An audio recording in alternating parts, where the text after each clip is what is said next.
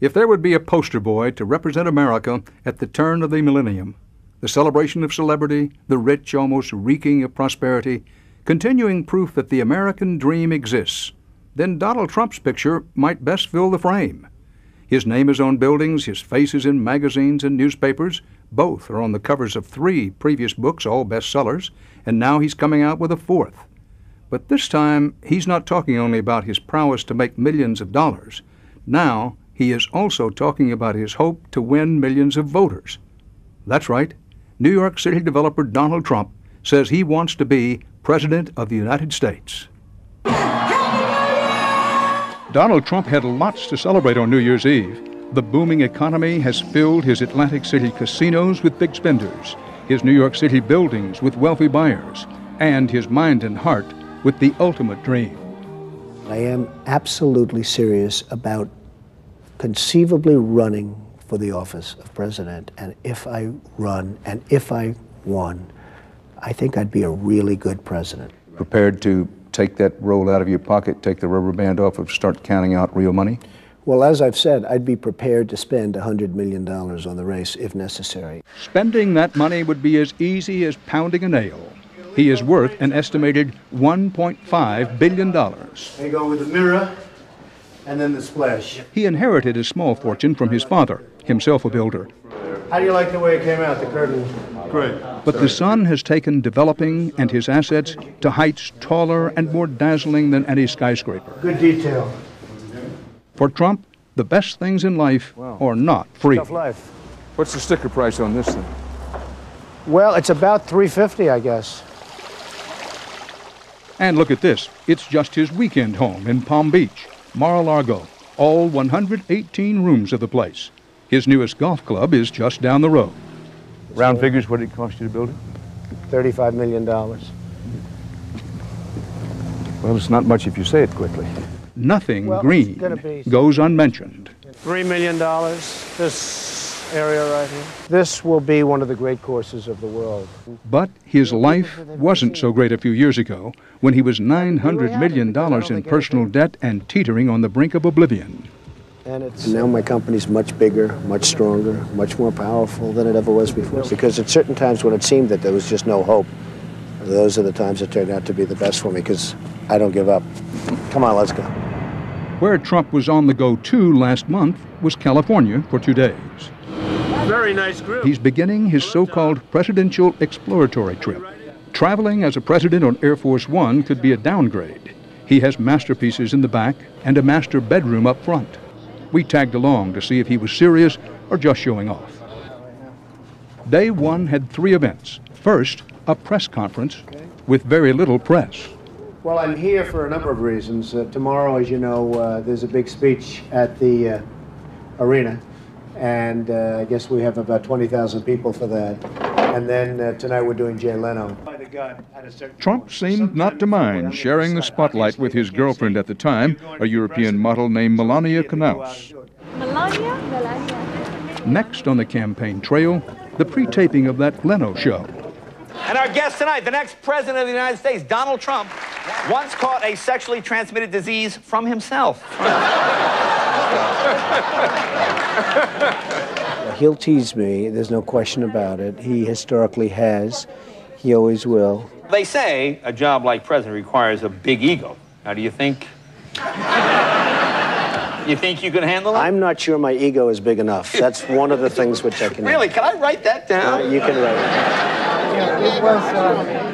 Last on Trump's day calendar, a meeting with the group he must win over to even make a run at the presidency. California Reform Party loyalists. Political consultant Scott Reed explains. Well, the Reform Party was really created back in 1992 when Ross Perot saw a niche, and he saw that the people were disgusted with the direction of the country. And Donald Trump now has stepped back and recognized that he wants to be a major influence in national politics, and he's decided to go out and attempt to become the nominee. Well, it's a great honor to be here. It's a great honor that so many folks have shown up. Tomorrow, and you're all invited as my guest, I'm giving a little speech, and I just heard that 21,000 people are showing up, so I don't know, I think we can... People picking up campaign literature found it to be mostly just promotional stuff for Trump's new book. They felt no better when Trump seemed unaware of the party platform.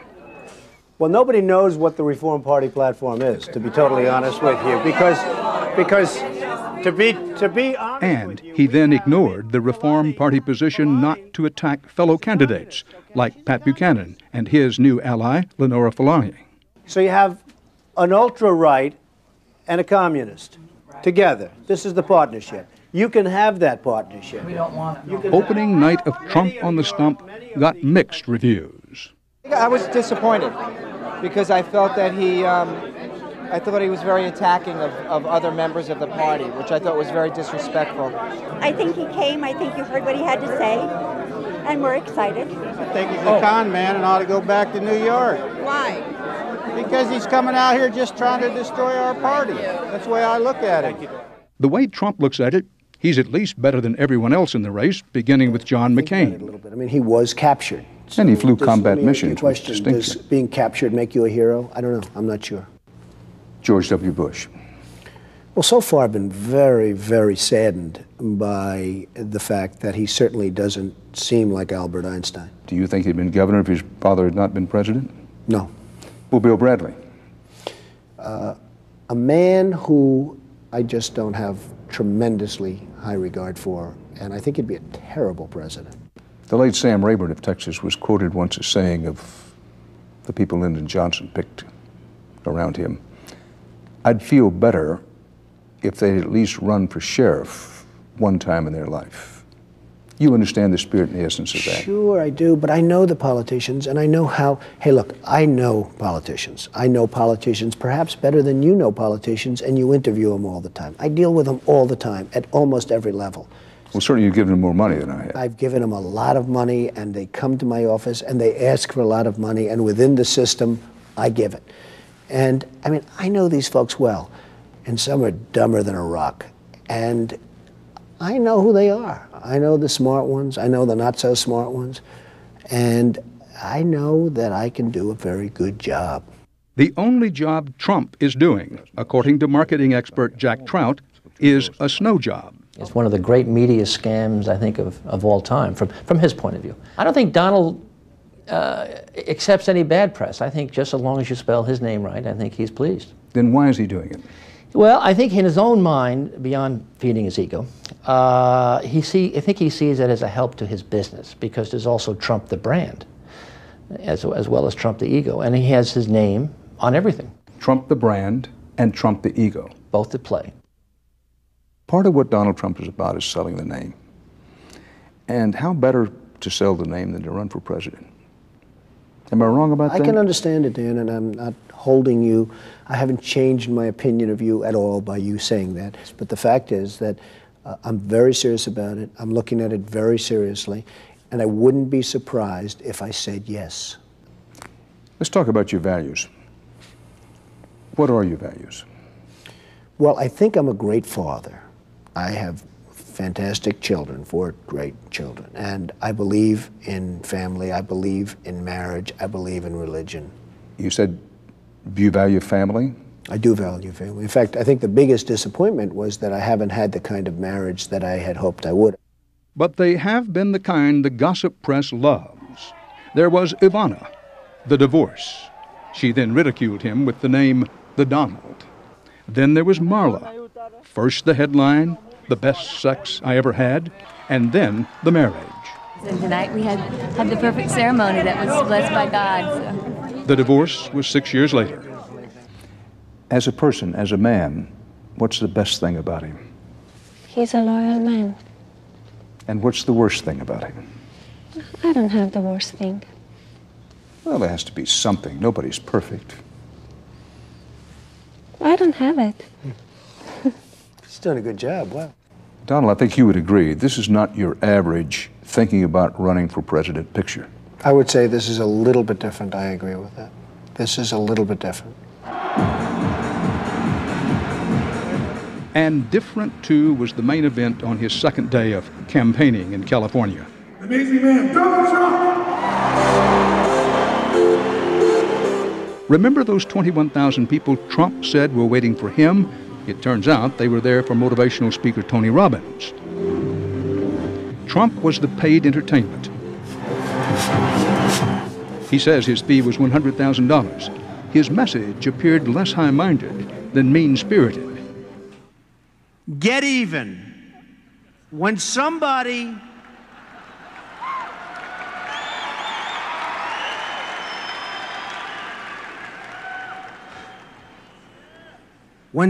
screws you, screw them back, but a lot harder, folks. Afterwards, Trump continued acting less the presidential candidate than politically incorrect. You know, it's amazing. She looks so conservative. She's got the glasses and everything. The only problem is she's hardly got a dress on. Okay, go ahead. The beautiful woman in the white semi-blouse. How do I go about creating the capital that I need to start my business when all I have is my knowledge and my dream? Meet a wealthy guy.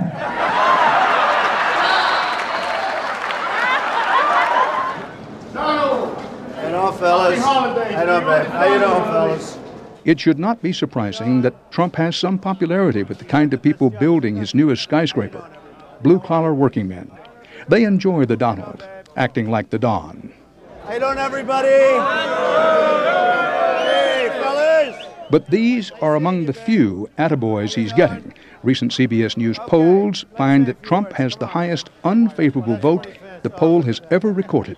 Business consultant Jack Trout says it reveals Trump's true intentions. Number one, he would never spend the money. He would not spend that kind of money to lose, and he knows he would lose. He's getting what he really wants, which is to be treated at a higher level. Would you go so strong as to say he doesn't have a prayer? I would say he doesn't have a prayer. Yes, I was. To me, there are marketing situations which, as we say, the impossible is impossible. This is one of them. Mr. Trump, please, thank you. Nice. Trump says he will announce a decision in February. Meanwhile, he's living the life of the man who has everything.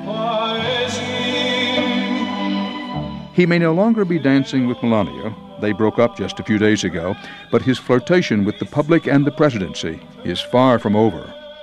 Whether or not some of the so-called Trump magic in terms of real estate, in terms of hotels, in terms of everything, translate into votes, I don't know. Maybe it doesn't.